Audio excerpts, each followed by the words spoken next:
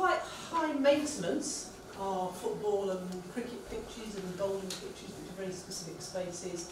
So could we reduce the maintenance? Could we increase the ecology as well as sharing use? So if you go back to if you think in your mind of that football pitch, it was closely mown grass for way beyond the pitch. Why don't we allow the grass to grow longer, closer to the pitch? That is better for biodiversity. So there are ways in which we could make these more inclusive for more people, I think, and increase the issue of biodiversity. So, still in our neighbourhoods, another very used space is our school playgrounds. And I mentioned a little bit about this earlier, that school playgrounds are a great opportunity for children to play, hence their name.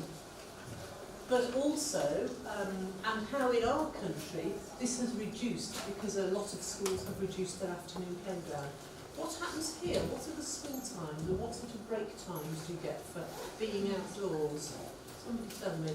Around 8 in the morning till 2 noon. Yeah, 8 till 2. Yeah. And you have lunch about 20 minutes or half an hour, you can come out and play.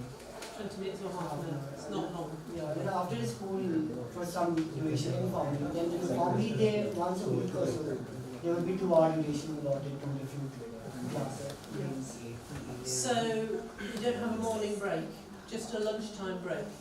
No, somehow. So it's different in different parts of the country. 15-20 minutes in the morning, like 11. Yeah, 8 to 11, then break, then 11 break. to 1, the other break, and so then. there is a break. Okay, for some, but it's variable. And I mean, there's even evidence that shows that children perform better academically if they have those breaks and if they have that opportunity to play. And it's just being completely ignored in our country. As I say, we are getting rid of afternoon playtimes, reducing school lunch breaks so that it's just about eating and nothing about playing and being yourself and being outdoors. And the way we have provided for our playgrounds is usually very bad. This is a nursery where we did a small project with some money. We actually got the kids involved in measuring up the space to fit their maths curriculum. And we did a project with them called Where Do Chips and Ketchup Come From?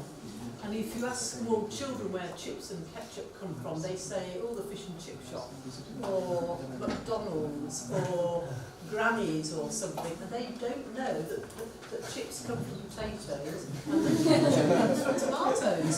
So we got them growing potatoes and tomatoes. Now the tomatoes didn't ripen in time to make ketchup out of them because when the summer holiday comes, but it was part of the education process. And I think where chips and ketchup come from is a really good sort of project to be running. So this also included some money to do planters for these children, but this is preschool, so these were under 5-year-olds.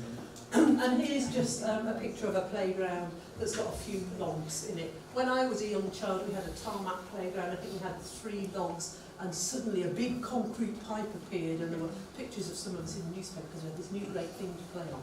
Well, it was a big concrete sewage pipe, but there was something new in the playground. But as I've mentioned before, a lot of our playgrounds are boring. They're tarmac, whatever, but look, they're doing all sorts of things. They're sitting on the steps, they're jumping, there's stuff going on, walking on the lines, and stuff we're probably not supposed to know about as well.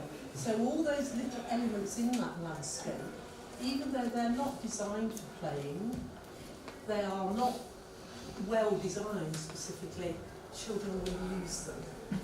And there is research that shows, this was from the work we did with disabled children, but there was a previous piece of work about school playgrounds that talked about different types of play that children will undertake.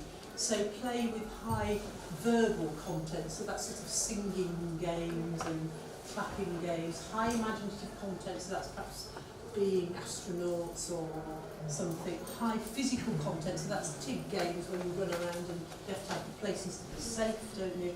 And then I insisted we put in this less structured play, and this is partly to reflect what the girls do, because often girls don't do this active stuff so much, they sit and chat.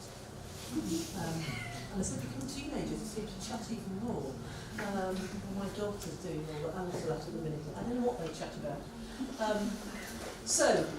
Structured play, very, very important. So if you're designing a school playground, you need to be able to allow for all these activities to take place. I mean, a lot of English playgrounds, I think, they are dominated by football. So sometimes part of the playground, or if there's two parts of it, one bit's for football and the other is for other activities, so that it's managed to try and encourage different types of activities.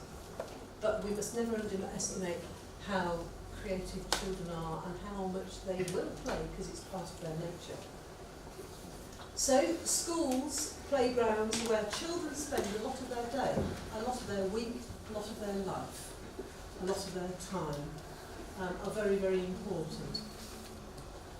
Okay, so we have all these neighbourhood spaces, and connecting them together are streets.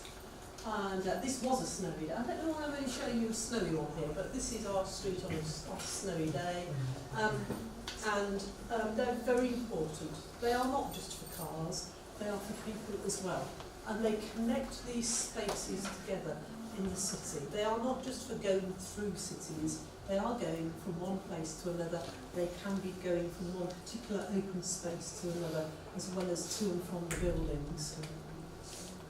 So there's been some discussion in our country about what streets are and the difference between streets and roads. And I don't know if you've ever thought about this or talked about it, that streets are for people, but roads might be for cars. And so there's a sort of hierarchy of things going on there.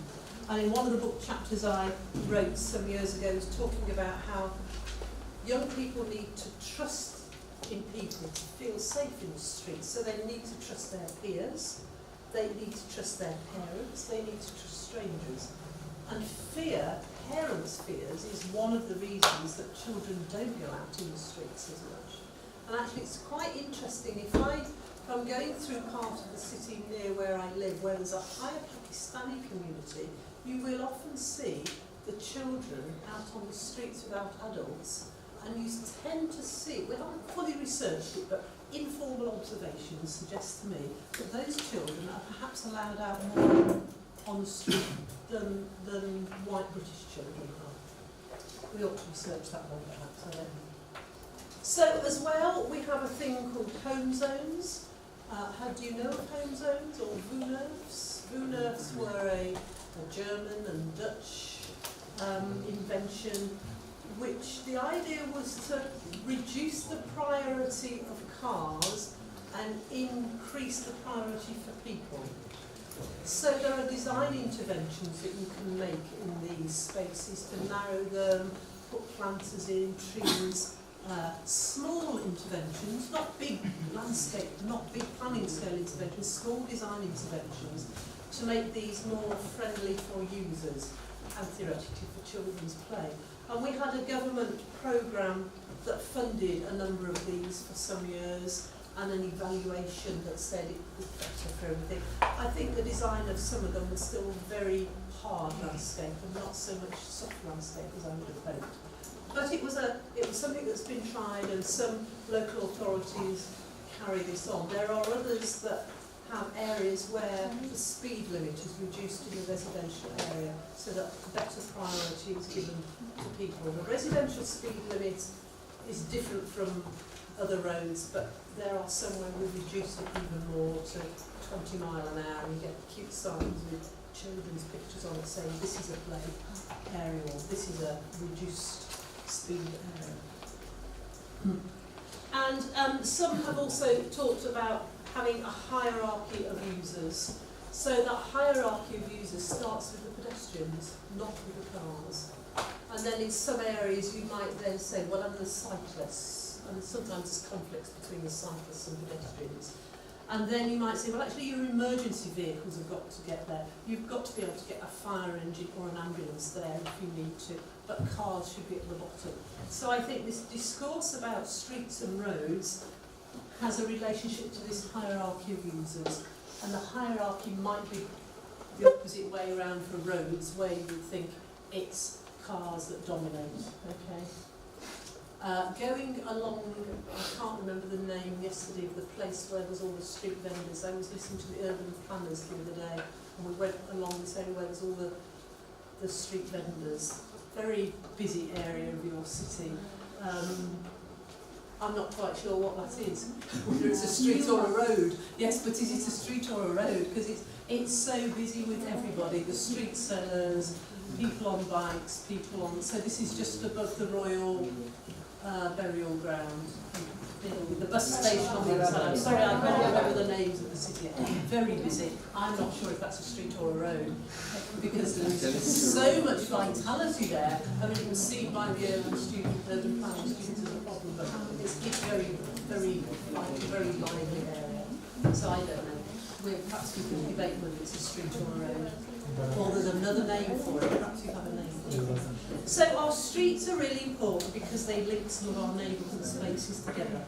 And then in the UK we have these things called city farms, which I think started in the 1970s. They were an aim of trying to introduce children in cities to animals. Remember, we talked about benefits of contact with nature in cities. This is one way that some cities have very specifically gone about this. And I remember when I was a student in Newcastle, which is further north than in Sheffield, there was a city farm there. They tend to be built on bits of land that were not being developed. But the aim was to bring animals in contact with children. So this is one in our city. About 25 years ago it was burned down, and they managed to keep it going, and there is a trust runs it. It's not run by the local authority. So the first one was in Kentish Town in London. There are 20 of these in London. I had a dissertation student last summer take a small sample of them to look at perhaps how they're dealing with education, because one of the aims of city farms has been about education for children. And ours is called Ely City Farm. It's got a great cafe, they do great cake and coffee there, and it's about education, regeneration, sustainable energy. This one in our city has its own little wind turbine. It's a small wind turbine, not a big one, and generates electricity in windy weather, sometimes enough that it puts some of that back onto the main national grid. So really important small spaces of activity. Then in our neighbourhoods also, there are sometimes bits of space that we can't categorise. They're just leftover spaces. And over the years, different people have given these different names. So some they were called natural green spaces, sometimes they've been called incidental spaces. I love this term. This is from the 1970s or 80s though. It was called space left over after planning. Slope. Some of you know it. None of my students know this term. They look at me, what? So slope, space left over after planning. Sometimes they're temporary sites, so they're sites allocated for development but haven't been developed yet.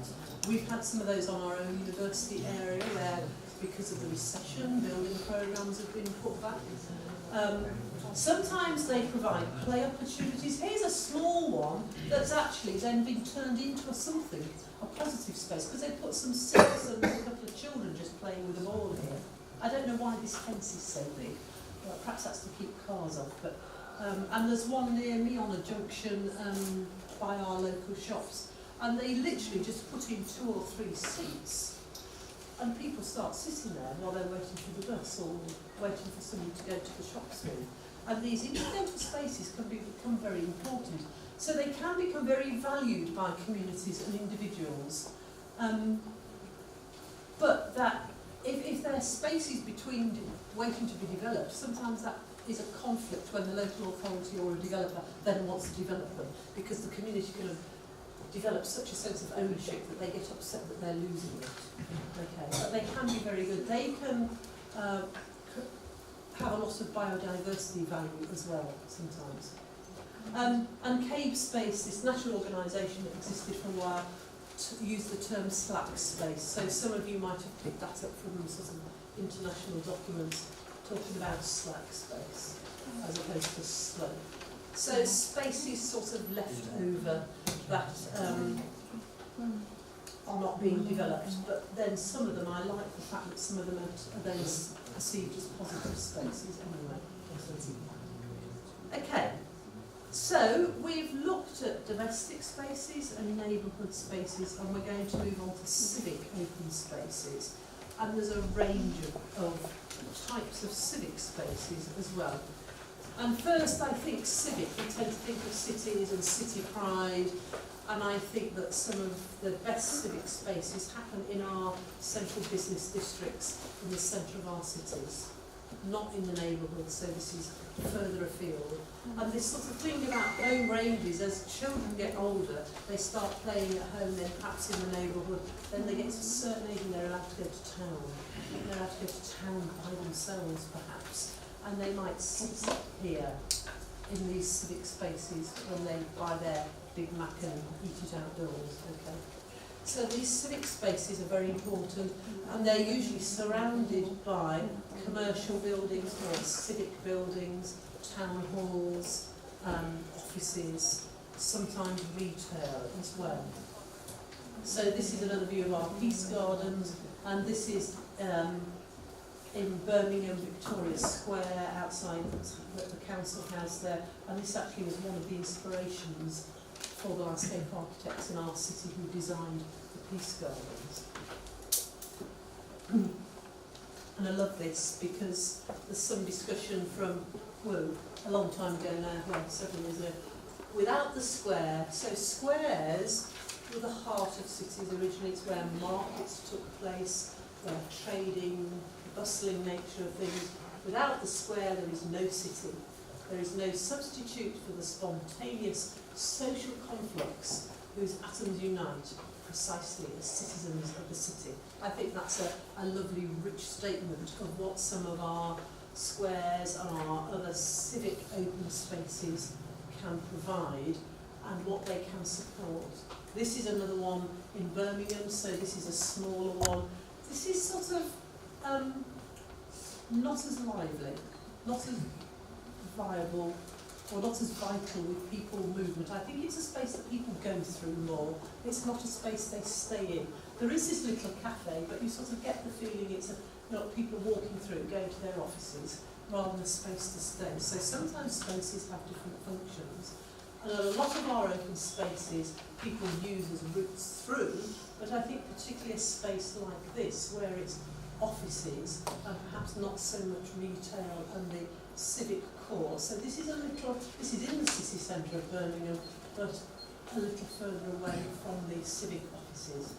This is work offices. But within that concept of what a civic open space was, when I was thinking about this, I was thinking lots of other sorts of spaces, and this next one is the one that really does interrupt my thinking about these being a life cycle of open spaces, because the next spaces are health spaces, and you might need a hospital or a doctor at any stage of your life. So it isn't just that health spaces are at a particular point in your life cycle. So this is one reason I think this was a much better framework to be exploring this. So we have a lot of doctors' surgeries, and our doctor's surgeries, well, it was a nice building. They sort of made it more shiny and no dirt in it, as we were saying earlier on, a bit more like a hospital, but it was a nice old house, and they've taken all that architectural detailing out, and you sit there thinking you're in a hospital now, in the waiting room.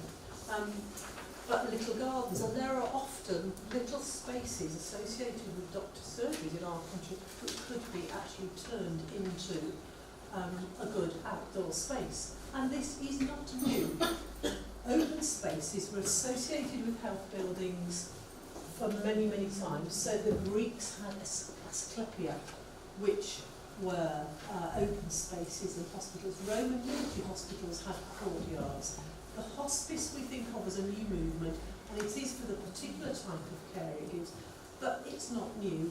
Physic gardens at universities, a lot of these had open spaces associated with the buildings, and I believe that it's one thing that, I don't know what your hospitals are like, but particularly in the UK, as we went through the 20th century, we forgot the importance of the healing possibilities of open spaces, those health benefits, and we have got so many hospitals without gardens. This is a hospital in Wales, where the landscape architect was involved and then wrote guidance for Welsh hospitals, and it's great, isn't it? It's got space that you can come out and sit in, enjoy the sun, get the benefits of that, and there's beautiful planting, and it's just made in a courtyard. Our university is in an area, because we have a medical school partly, I suppose, where there's lots of hospitals. We have a big hospital that's nearly as tall as the Arts Tower, but longer. You get great views over